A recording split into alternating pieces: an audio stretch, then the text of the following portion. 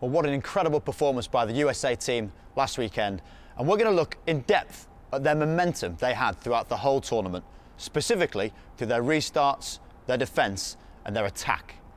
Now, the restarts is a really prominent figure that they were retaining 3 times as many contestable restarts as the tournament average, which is a staggering advantage when you're trying to get the ball back after just scoring.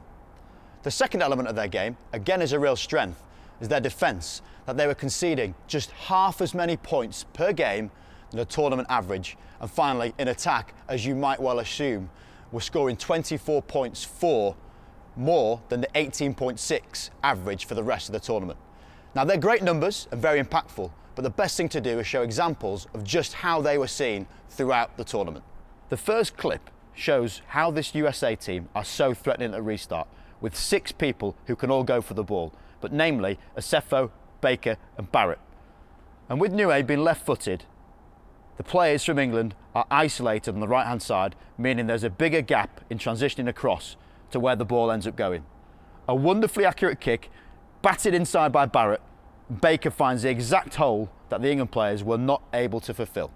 Now, what gives this USA team X factor at the restart is Nue's ability to use both feet, which is what we'll see with this next clip. Staying square, he's able to put the ball on his right foot, a rare skill in the game of sevens. And again, wonderful accuracy means that Asefo can catch the ball with 2 hands, most importantly, keeping what we're deeming momentum in what is usually a 50-50 or perhaps slightly less advantageous situation for the attack to be in. We know that they can keep the ball when they get it and they score when they've got it, but it's not just about their attack. Their defence over the weekend, as we saw with the stats, was brilliant. And moments with Perry Baker, as we're seeing in this next clip, define how effective he can be in the game of sevens. Any other player in the world would give up chase against Naduva.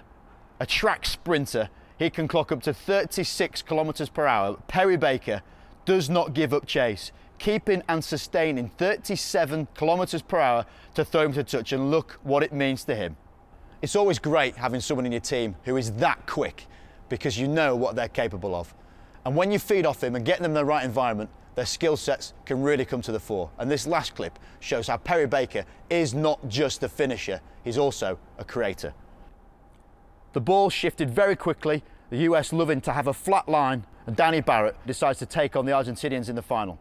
Baker tracks the play, clocking up the defenders beaten for fun. He manages to evade 5 tackles before offloading to Danny Barrett for him to do the damage through the middle. Now, what I like most about this USA team is the fact they're all personalities, the most diverse team on the World Series, but just look at what it means to Perry Baker to help Danny Barrett score. It's not about him racing in, it's about the small things that they do collectively that make them so dangerous in a tournament they went in as 3rd favourites in their pool.